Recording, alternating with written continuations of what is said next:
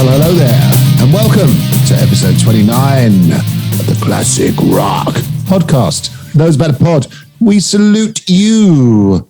In this episode, we take a trip down memory lane to 1993, the year Brian graduated from university, allegedly. We also conjure up a hidden gem or two. And then finally, we take a look at bands that should have been huge, but never quite fulfilled their potential. But we start, of course, with the news. Hello, Brian. Hello, Matthew. Podcast partner. I almost forgot you there. I just forgot to introduce you. Hello, everyone. It's Brian. Say hello to Brian. Hello, Brian. You can't say hello to yourself. Okay, fair enough. Fair enough. Sad, isn't it? Hello, Anyway, Brian. How are you, mate? I'm very well, Matthew. How are you? I'm doing all right. It's been your birthday since we last spoke. It has. Yes. Another trip around the sun. Yeah, and As they say. I wore plenty of sunscreen as well too, as you know, because I'm very fair skinned. If I went round the sun, I'd be pink and blistery. So, Yeah. my Celtic colourings. That's not an actual thing. I mean, that's the thing people say, that trip around the sun. It's a new sort of, it's not actually, they don't go sunbathing on their birthday. It's a thing, isn't it? People say that. Have another trip around the sun, man. Yeah. I can't really see what it meant. It doesn't really make sense to me. Okay. Because you haven't really contributed to that, have you? You just kind of sat on a planet while it goes around the sun. You haven't kind of driven yourself around the sun. Anyway, we digress. Belated happy birthday. Thank you. Young Brian. So what's in the news, my friend? Well, we always like to start the news off with some good news. Unfortunately, since the last podcast, we lost Taylor Hawkins from the Foo Fighters. It's been a difficult, bittersweet couple of weeks for the Foo Fighters. Losing Taylor, amazing drummer, the heart of the band, as everybody's called him. And if he's good enough to be the drummer for Dave Grohl, well then he is. He's good enough for me. And an amazing drummer, young guy, 50 years of age. The Foos had just gone back out touring, Matt. You know, we've been talking about lockdown and the COVID situation, and there was them in Colombia getting ready, touring, going out to see all of their fans. Probably one of the few last bands that can fill stadiums, and we lose Taylor. Really sad. Really sad Yeah, news. absolutely. Yeah, very sad. Very sad. It was quite surreal, really. I woke up on, I think it was a Saturday morning. Was it 25th of March, wasn't it? Yeah. And I switched on the radio. The first thing I heard was, you know, when you kind of half hear something. Yeah. And it said the Foo Fighters, and it was very, very sad and a shock. And I think, as you said, the thing that it was that he was only 50 years old, which is very young, you know, relatively. So, yeah, we send our condolences, of course, to everyone connected with Taylor Hawkins, the Foo Fighters, and his family, of course, who I feel for particularly. Yeah. And they go and win. And they go and win 3 Grammys as well too for their last album as well too. So yeah, it's been a bittersweet few weeks for Foo Fighters, their Foo Fighters family and their fans. So I hope that this is not the end of the Foo Fighters. They're one of the few great bands that are out there that can deliver. Their albums are always eclectic, and Dave Grohl is just one of the rock's nicest guys. And you know, I hope we see Dave back. If it's the Foos, I just hope this is not the end for the band, and that we see them all soon. Absolutely. In other news, Brian, What is going on with the Choir Boys? That's a little soap opera sort of unfolded last week, didn't it? Despite one of the founding members, one of the founding members, indeed, of the Choir Boys was fired. Yes, which is, it's not unique, of course. I mean, bands have fired people many times over the years, but you know, the way it happened, and I think the fact that when you think of the Choir Boys, like I do, you think of Spike.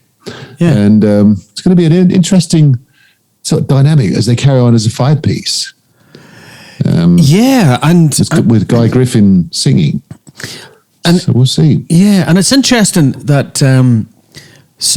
there's always two sides to a story. And obviously the choir boys themselves, they got out first with their statement around, we're parting ways with Spike. We're going to continue as a 5-piece. We've been trying to get Spike to formally become part of Choir Boys Limited, etc. And he just wants to be a cash-only freelance member of the band, which kind of suits Spike, doesn't it? It's like, a couple of bottles of brown ale and 50 quid in my back pocket. And then the fans go into meltdown going, no Spike, no Choir Boys, and venues cancelling gigs because people asking for refunds. So, it's the fans have voted with their thumbs in their emails, and then Spike puts out his statement, sort of going, well, the guys told me my services are no longer required, but we'll all see him in a bar soon, and he may be back as a version of the Choir Boys. So it's really, in some ways, social media is great, Matt, that we keep up to speed with what's going on with bands, but for a much loved British institution that the Choir Boys is, it's kind of been played out in social media a little bit, and you're going, I hope this all ends well, because for all the members of the band, they've all got to earn a living. And in some ways, it'll be interesting if the Choir Boys can continue as a 5-piece without Spike, or whether they need to get a replacement singer in, and can Spike put a band together which plays the Choir Boys material. So, yeah, very interesting. We'll see how it plays out. Yes, indeed, yeah.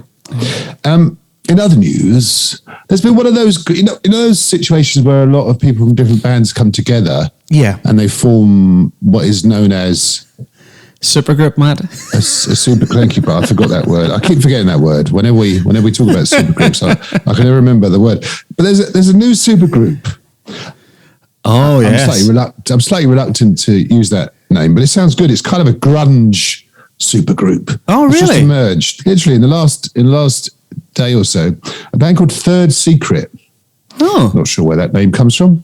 Of course, featuring Kim Thayil, formerly of Soundgarden, Chris Novoselic from Nirvana, and Matt Cameron, also of Soundgarden, but currently of Pearl Jam, of course. Might be interesting. A 6-piece featuring those guys.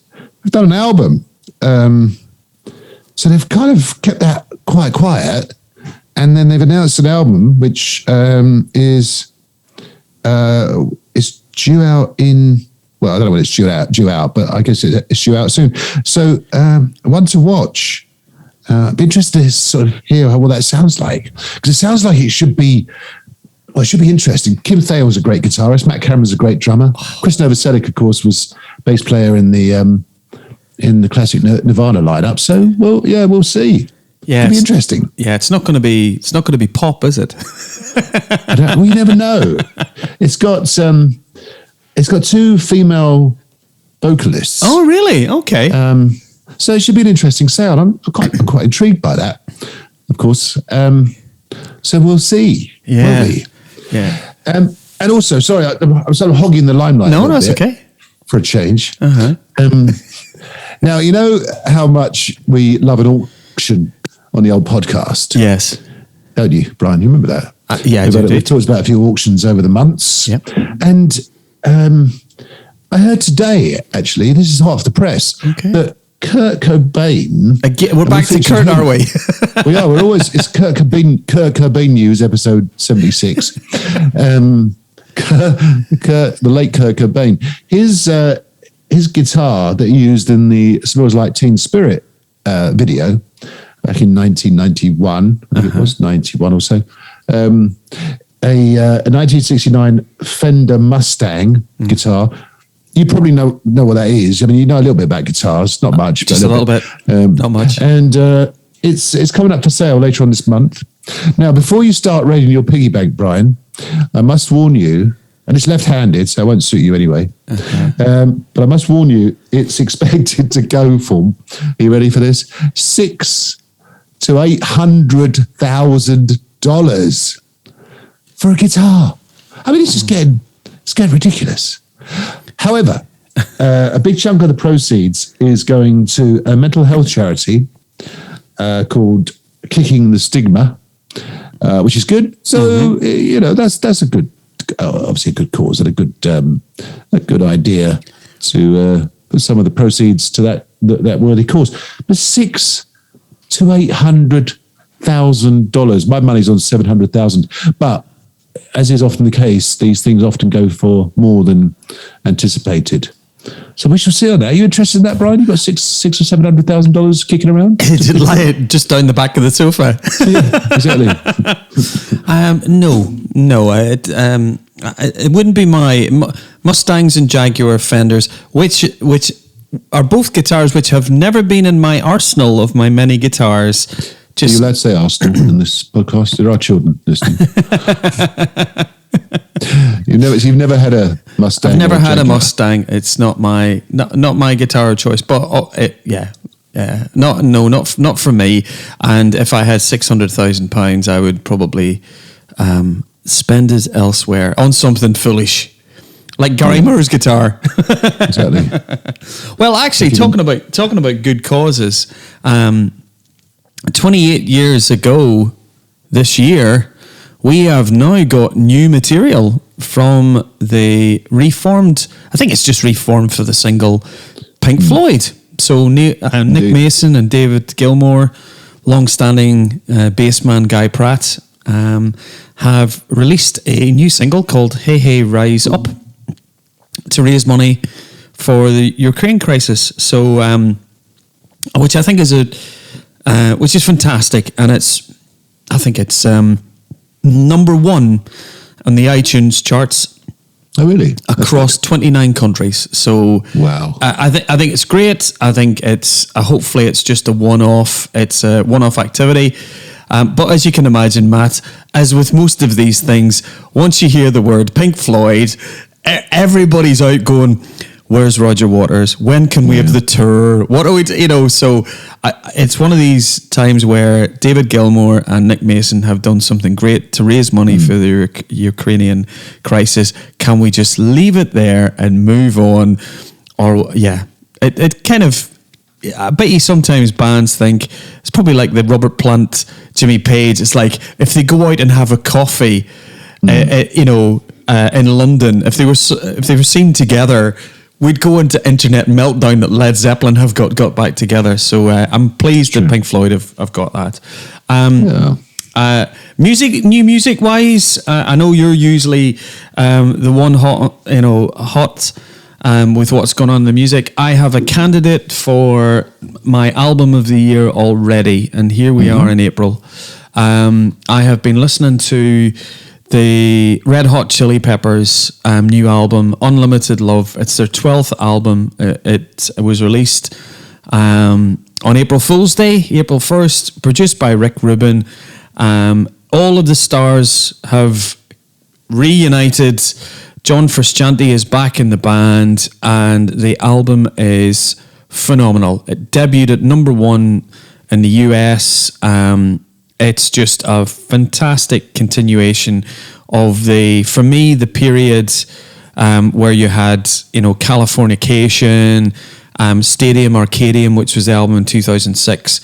It is just a phenomenal album. It's very chilled. It's got brass, but it's just it's probably, I often say this, Matt, and I'm accused of this.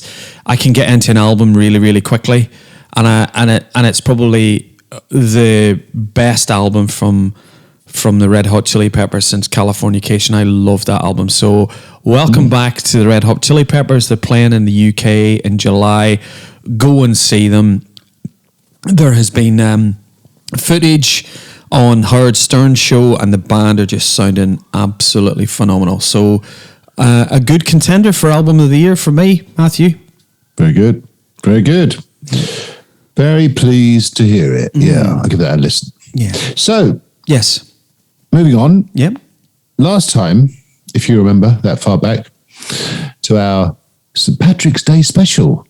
I enjoyed that one, actually. It's good fun. The best of Irish.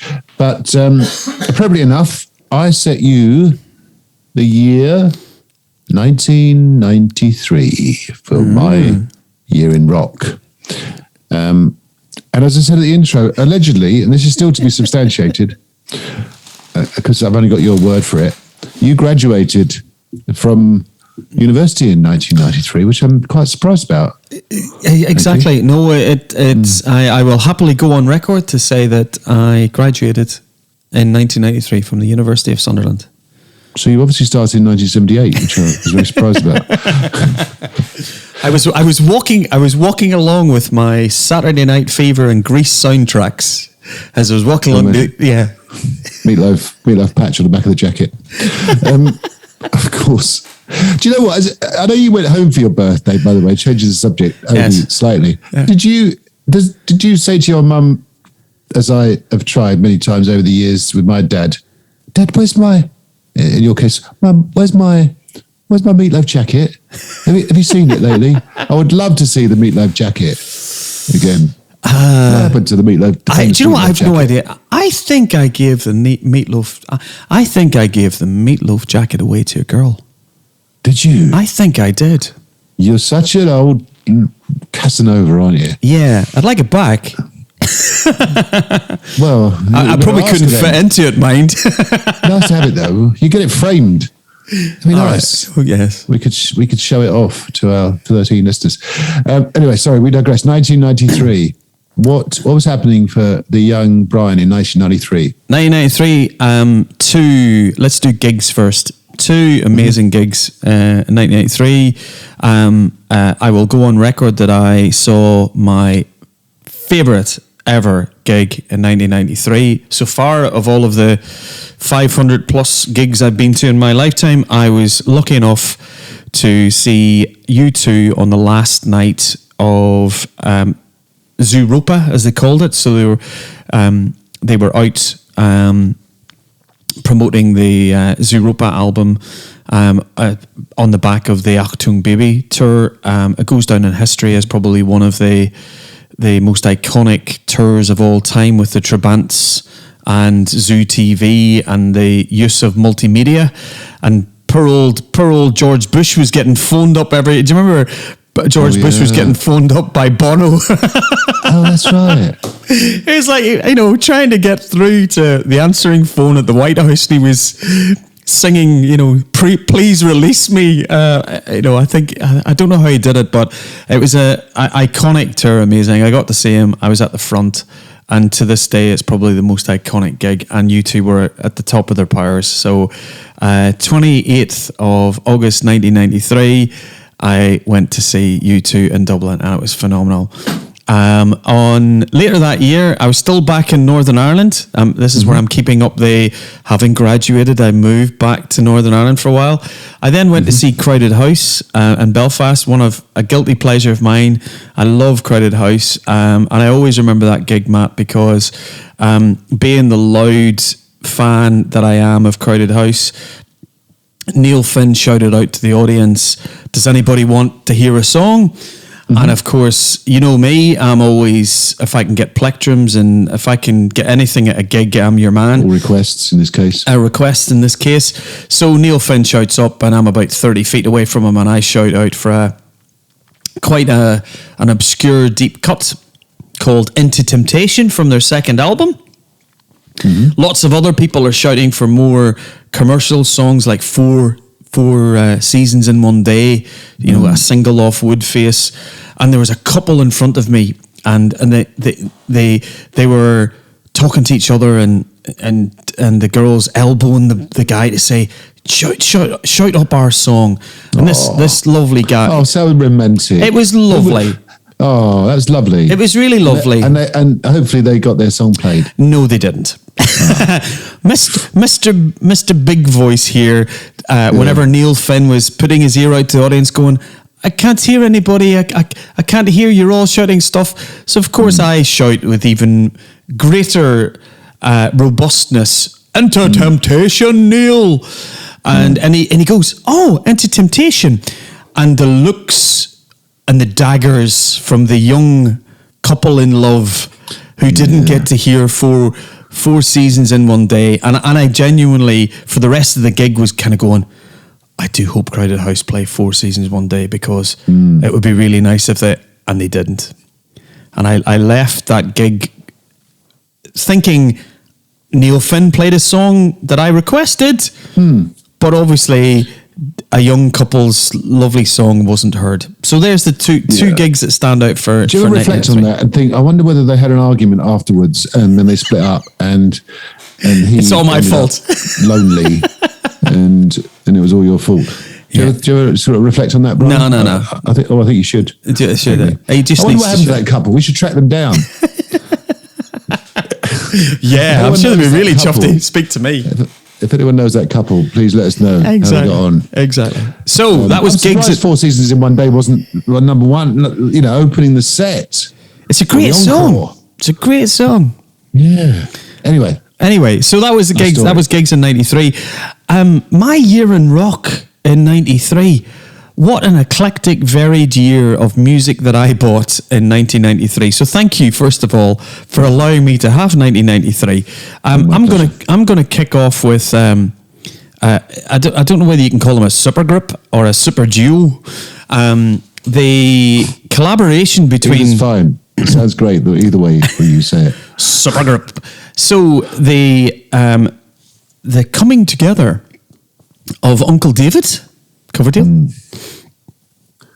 Yes. I was giving you the opportunity to do your David voice, but you. No, I've been asked never to do it again. Okay, fair enough. So David Coverdale and Jimmy. Sorry. David Coverdale and Jimmy Page released an album in 1993. Produced by Mike Fraser was involved in the production. The band, the band included Denny Carmassi from Montrose, who was obviously in, David's the last kind of incarnation of Whitesnake. It was just a phenomenal album. The lead-off track on the album is a track called "Shake My Tree," and it's like a Led Zeppelin riff with David screaming 1987 era. It is phenomenal album. People were losing their minds in New York. This is when when I was buying Kerrang, and I just had this image of David and David Coverdale and Jimmy Page walking about New York City together, and people in New York are just going, oh my goodness, what's happening here? So my first album, 1993, Coverdale Page. Check it out. I'll put some tracks on the Spotify playlist. It's a great album. Obviously, never followed up. I think Robert was waiting in the wings, and Jimmy and Robert got back together and did the Walking into Clarksdale album, and then David came out, brought Whitesnake out of hiatus, and went back on that. But a phenomenal album for me. One of those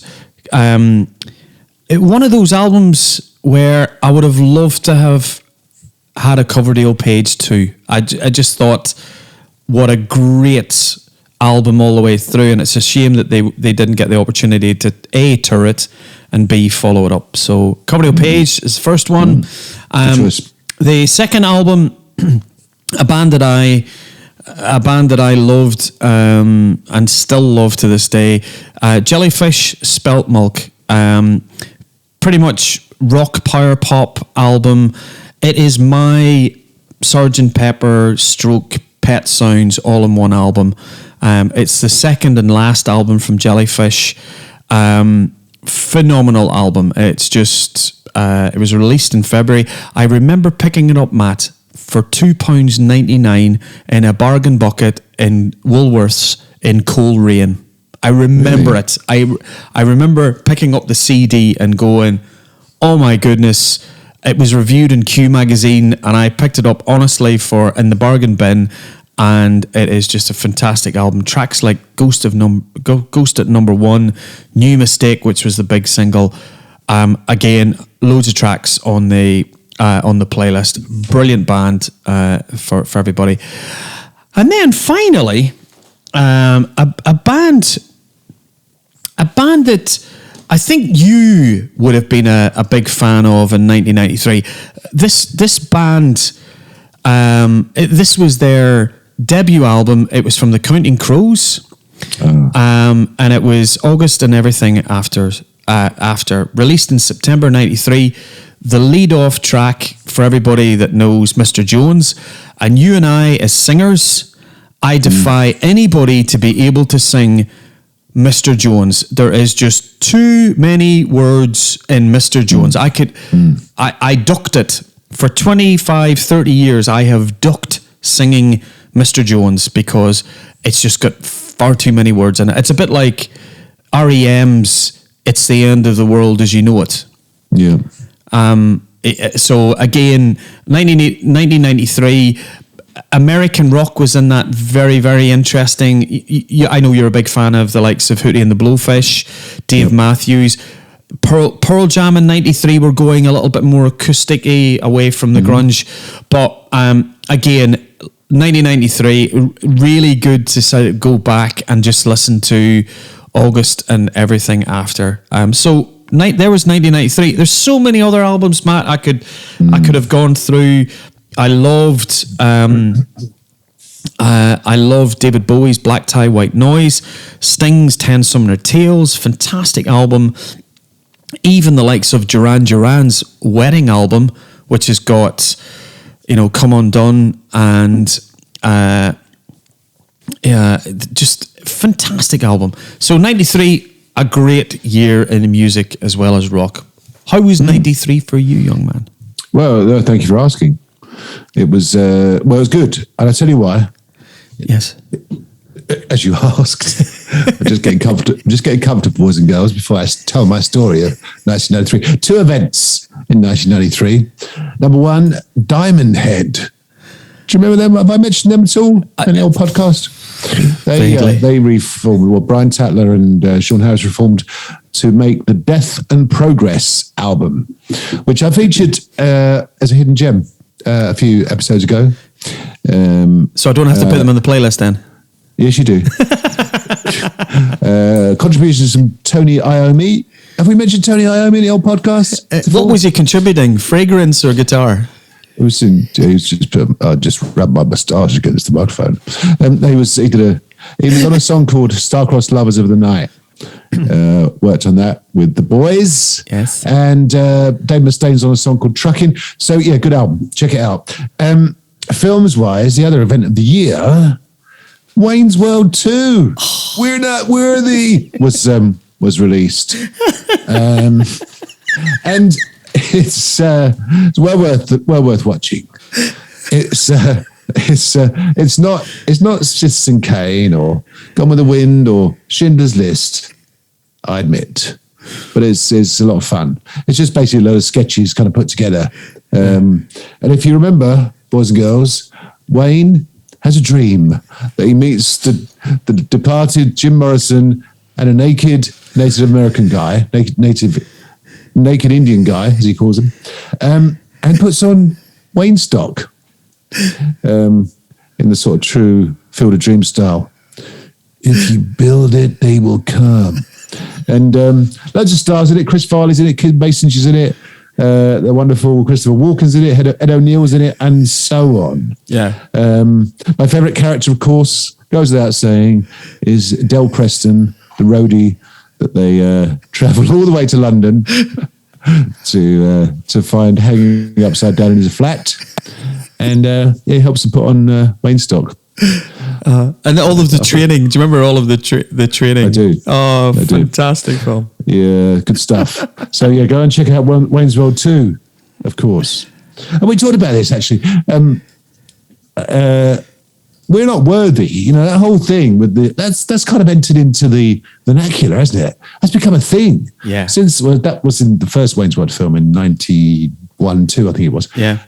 We're not worthy has become we all say it, don't we? And you get people doing that kind of whole gesture thing, all the time. But yeah, Wayne's World 2. So that was 1993 for me. Can't ask for much more. You can't ask for much more, not at all. Diamond Head and Wayne's World 2. So that was 1993. That was a quick whistle stop tour, wasn't it? It was indeed, and I believe at this point, this is where I give you a year. That's correct. It's well remembered, Brian. It's so smooth, isn't it? The continuity in this show is just. Well, you'd have thought we'd done it all already and had to redo the whole thing because of technical issues on the first version. Yes, indeed. So the year I will give you, young man, and I don't think there was a Wayne's World film in this year, but who knows? No. 2002, young man. Oh, okay. We're coming up to date. Mere 20 years ago. All right. Thank you. I'll take that. Excellent. For episode 30. Episode 30. Yes. Big 3-0. Okay. So, moving on. Yeah. One of the things that you and I have often talked about is bands that should have been huge, but for whatever reason weren't. And we thought we'd have a little chat about it now. And we admit it's a very subjective thing. Yes. Because we've all got our favourite bands, singers, acts, that unless you're a fan of the Foos or Metallica or AC/DC or those gigantic global bands, Guns N' Roses, the Red Hot Chili Peppers you mentioned, in a lot of cases you'd be thinking, why aren't these guys bigger? Why haven't they sold trillions of albums instead of thousands of albums? Yeah. And it's worth exploring because the more I think about this, and we'll touch on some of the reasons. Yeah. There are several kind of points in the road that determine, in my view, this is all my view, of course, and your view, as usual. Yeah. It's just our opinion on stuff. We caveat that. That disclaimer will be at the bottom of this month's podcast notes. Those kind of forks in the road determine the success of a band. Yeah. And I know you've got a few that you, and particularly one, of course. So we might as well get it out of the way, Brian. We might as well get it out of the way. And I have been thinking about this. Why? It's that question. Why were they not big? So let's. Why were they not bigger? Why were they not huger? Why were they not huger? Right. So let's get out the first elephant in the room. Yes. Because I can imagine that there's going to be an English. I can see him behind you. Exactly. He must be very uncomfortable in that little studio of yours. My little studio. Go ahead. King's X. I've never heard of them. Any good? and do you know what? It's a real juxtaposition for me because and if you were to speak to any King's X fan, we all want our favorite band to be the biggest band in the world that everybody loves, but there is a little part of me that goes, I do like the fact that nobody knows about them. That's a good point, actually. And it's that element of you and I have been to gigs where it's a bit like when we went to see Adrian Smith and Richie Kotzen. You're going for the true Iron Maiden fans. You'll be going, I remember going to see Iron Maiden in the Ruskin Arms, etc. And then they got big, and I'm not interested. I won't go and see them in Twickenham. But for me, King's X, for the variety, for the discography that they have, when they came out and the influence that they have on other bands, the whole grunge movement in the 90s, if you were to look at pictures of particularly Jeff Ament from Pearl Jam, Jeff would be wearing a t-shirt of King's X. Charlie Benatti out of Anthrax, massive King's X fan. Jerry Cantrell, even Richie Blackmore in 1993, when they were thinking about singers for Deep Purple when Ian Gillan left for the 327th time. Doug Pinnick's in is in the frame for being the new singer in Deep Purple. So I look at that discography and I'm thinking the band should have been amazing. The songs are great. And then I thought, why? And it just got me thinking, Matt, and be interesting with your bands. I think King's X were just unlucky with the timing of, they were different. The debut album came out in 1988, and they were kind of grungy with Beatles vocals. But we were still in 1988 listening to Kingdom Come and New Jersey. The New Jersey tour was, and I think for a lot of people in the mainstream, they're going, I'm listening to Final Countdown and Bon Jovi and whatever the other music is. Was there a new place on the mantelpiece for King's X? No, there wasn't. And by the time it came to round when their sound would have fitted in the early 90s for grunge, everybody wanted new. Everybody went, oh, have you heard the new Nirvana tune? Have you heard the new Pearl Jam was the new, and King's X were just 4 years out of being massive. And in that time of those 4 years, they were major label, so they were on Atlantic Records.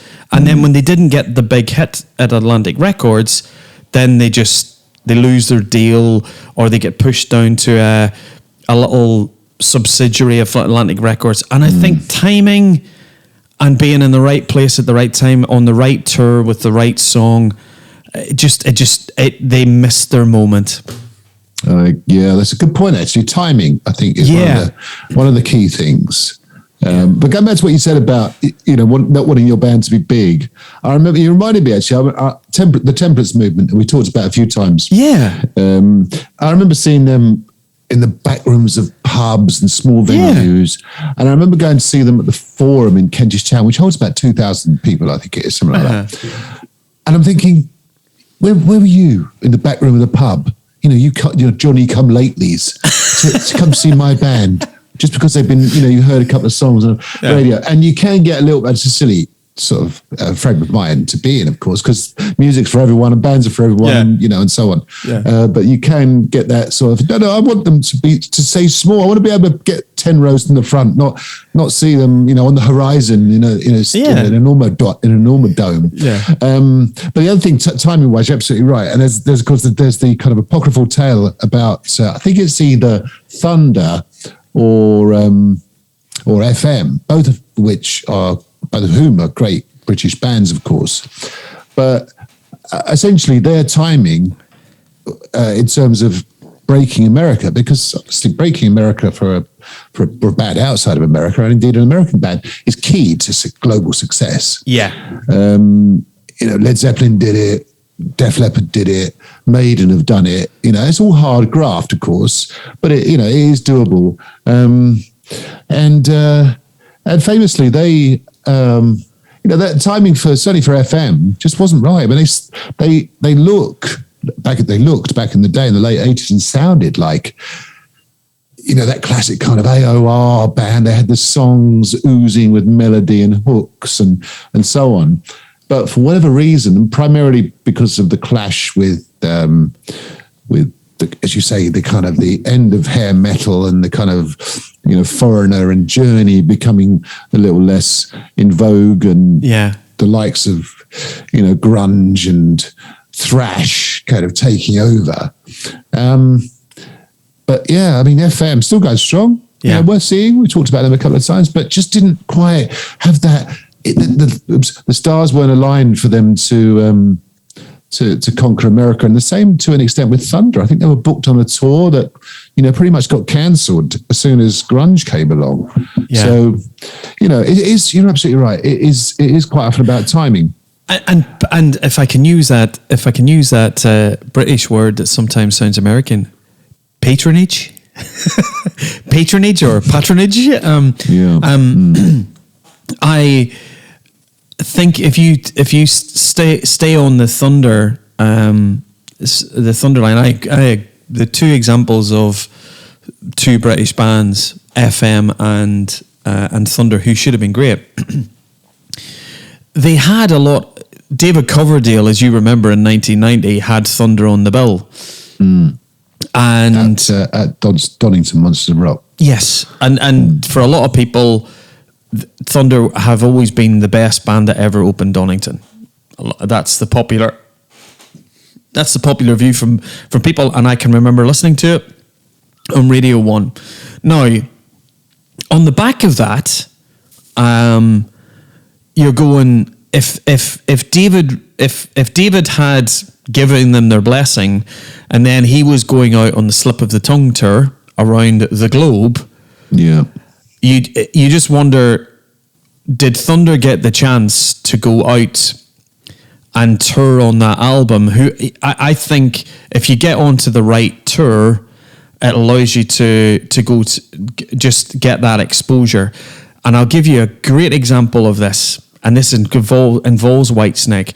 So I can remember when the Whitesnake album came out in 1987, and we all went, this is amazing, this is a great album. And I remember looking at the back of Kerrang, and they were talking about tours, and for the Girls tour that Motley Crue went on, Whitesnake with a support band. Is that right? Whitesnake supported, and I remember reading Kerrang going, you know, the Whitesnake fan I am, that should be the other way around, etc.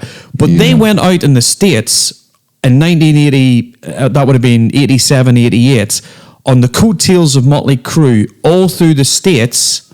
Then, when everybody went, this is what a great album this is, they're hearing it on the back of Motley Crue, you're going out with an American band. They then came back round the next year, headlined all of America, and 12 million album sales later. Now, that to me is smart. It's getting yourself onto the right tours so you get the right exposure. And to me, FM and Thunder, Little Angels, for example, they just didn't get onto the right tours to get the exposure possibly in America. Yeah, good point. Yeah, very good point.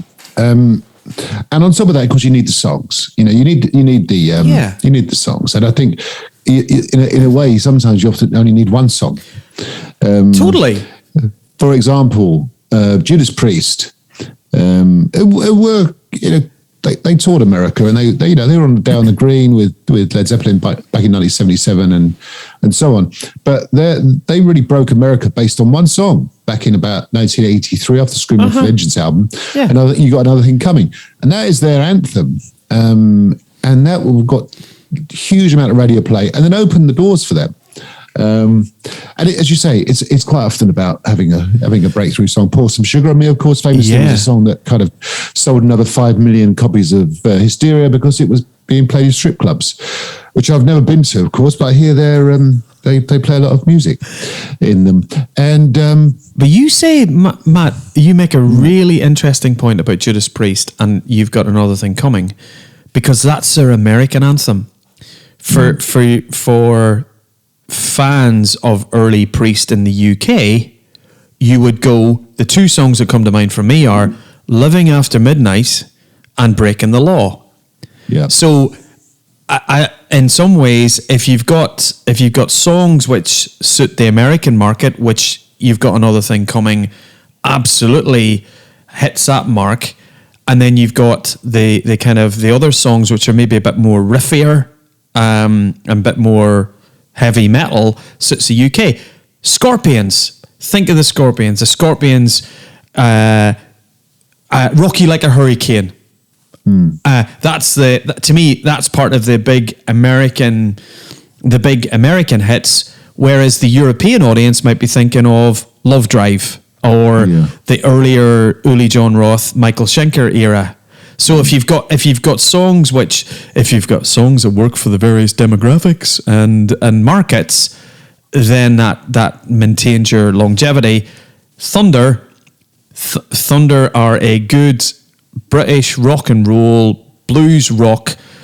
They should have been the Bad Company of the 90s. And it just didn't happen for it. But in Europe, in the UK, we love Thunder, and they then chose to go, we're backing out. We're not gonna.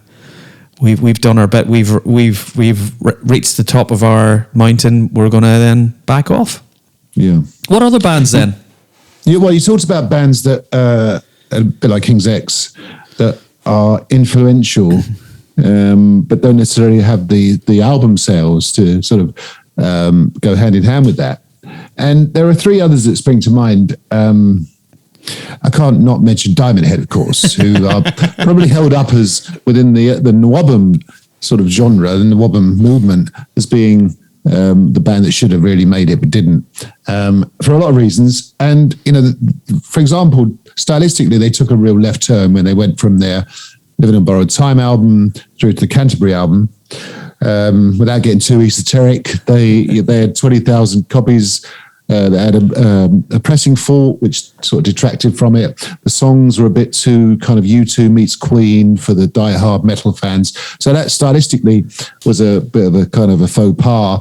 And also, at the time, Peter Mensch from Q Prime Management, who went on to manage Metallica and Def Leppard and help me out, Brian, who else is on Q Prime? But anyway, Queensryche. Queens, yeah, huge, well-renowned manager. Def Leppard, Diamond Head turned him down and said, "No, that's okay. We'll stick with the singer's mum managing us. Thanks very much." Which, when you think about it, is maybe not the best career move ever. So, there can be bad decision making as well as stylistic right or left turns, which can alienate a lot of fans. And but Diamond Head themselves, along with bands like Venom and Merciful Fate, often cited as hugely influential, particularly to Metallica and others, but didn't achieve the record sales. I think the one that really illustrates the point is Motorhead. Now, Motorhead and Lemmy, Lemmy's held up as this, iconic, godlike father of metal type figure. And, is much loved by the Foo Fighters and Metallica and just about everyone. Motorhead themselves only, I say only, in inverted commas, Motorhead sold 15 million albums, which relative to Metallica and Motley Crue, I mentioned earlier, who sold in excess of 100 million. AC/DC sold 50 million of Back in Black alone. 15 million for a band that is kind of lauded as this, iconic metal band, to only have sold 15 million appears to me that they should have been bigger. They should have had more of a kind of a global reach than just the 15 million, which is still a lot of albums, don't get me wrong, but relative to the bands that they've influenced, much like Diamond Head, much like Venom, much like Merciful Fate, King's X, doesn't really kind of correlate. But I guess that's, as you say, it's kind of luck of the draw. The other one which stands out for me, and this is another reason why bands sometimes kind of don't reach their potential, UFO. Now, UFO to me should have bbeen enormous. They made it fairly big in America. They quite often were out there with other, like the Ted Nugents and the Rush of the Rushes of this world. But on the back of Strangers in the Night, the kind of, if you like, their career high, Michael Schenker left. There was infighting within the band. Substances and booze took over, and they kind of, in my mind, never really fulfilled their global potential. And one of those bands, again, going back to what I said earlier, very much a subjective thing. One of those bands that, in my humble opinion, should have made it much, much bigger. Brian, UFO.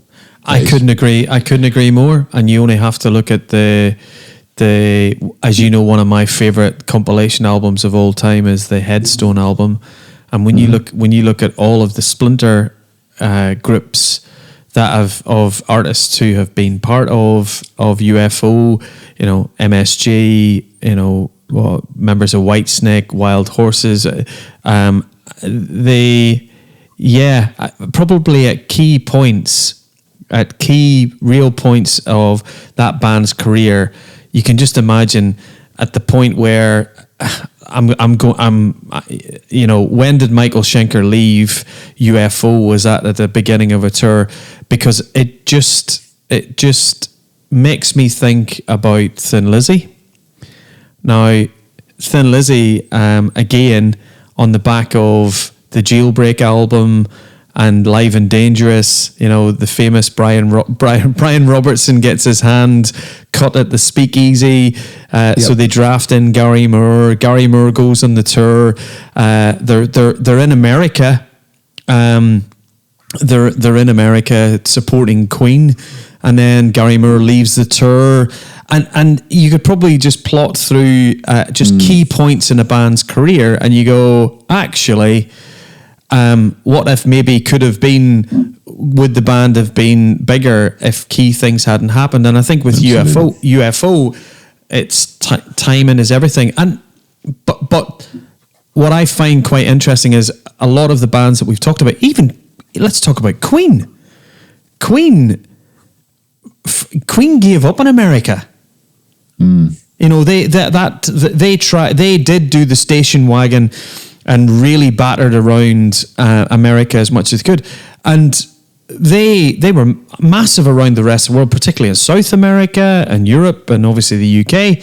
And when they took a strategic decision that said, if the North Americans don't love us, we will go and concentrate in other parts of the world that do.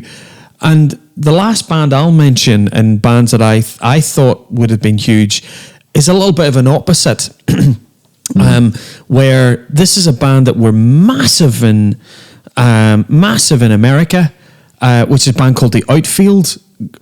Outfield, for years I thought were an American band. They were from London. 3-piece band, mid-90s. Sadly, two of the members, John Spinks, the guitarist, and Tony Lewis, have passed. But their debut album, Play Deep, it is just classic American AOR FM radio rock. And for 2 years, they were touring with Survivor and Starship and all of, they were getting on Journey, all of the big tours in America. And within 2 years, they sold nothing in the rest of the world. They never picked up in the UK. And because they didn't have the Judas Priest, they didn't have the anthem in Europe or the anthem America, they just died, and it was very hard. So people might be going, America's the place to be huge. Actually, you can be successful in America, but in the end, if you don't have reach in other markets, then ultimately the longevity of any band is stifled. Yeah, absolutely. Well, look, we could go on and on and on about bands that could have made it. And I think, as I said earlier, everyone's got their own view. Be interested to hear from our listeners. Yes.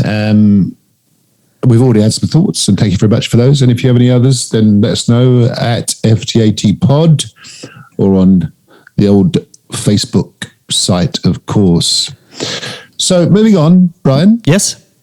If we may, to what I believe, I don't have evidence, concrete evidence, but what I believe is everyone's favourite part of the old podcast. Allegedly. Allegedly. Thank you. And that is Hidden Gems Eyes. Thank you, Lola. Beautiful voice. That was Lola, everyone. So what you got for us this time, Brian? I have got, bizarrely, a band that should have been huge. Oh, really? Or they may have been huge, but they weren't huge to me. So the band in question is Sparks. Oh. Yes. There was two things as a child, Matt, that I can remember of that I was really scared of. It was the theme tune to Doctor Who.